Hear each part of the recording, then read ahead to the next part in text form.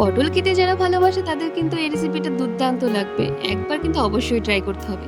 আর যারা পটল খেতে ভালোবাসে না তাদেরও কিন্তু ভালোই লাগবে। এক ভাত তো খেয়েই উঠবে কম করে। তো এখানে আমি পটলগুলো ভাজতে বসিয়ে দিয়েছি। সাথে এখানে আমি ২ চামচি পোস্ত, মগজ, কয়েকটা কাজু বাদাম আর এখানে আমি লবণ দিয়ে পেস্ট করে নেব। আর ঝালটা একদমই স্বাদ অনুযায়ী কাঁচা লঙ্কা দিয়ে নেব। এদিকে পটল ভাজাটা হয়ে গেছে, ওই তেলেই কালো জিরে ফোড়ন দিয়ে বাটা মসলাটা দিয়ে দিয়েছি। তারপরে মিক্সির ধোয়া জলটাও দিয়ে দিয়েছি। দিয়ে স্বাদ মতন লবণ হলুদ দিয়ে ওই ১ মিনিট মতো নাড়াচাড়া করে তারপরে এখানে পটলগুলো দিয়ে দিচ্ছি।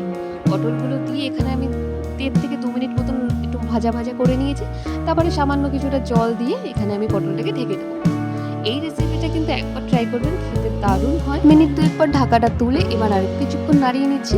এই তাও ১ থেকে ২ মিনিট মতন দিয়ে নামানোর আগে ২ চামচ সরষের তেল দিয়ে একটু নাড়াচাড়া দিয়ে মশলাটাকে নামিয়ে নেব। চাইলে এটা আপনারা একটু ঝোল ঝোলও রাখতে পারেন। এখানে আমি একটু শুকনোই রেখেছি।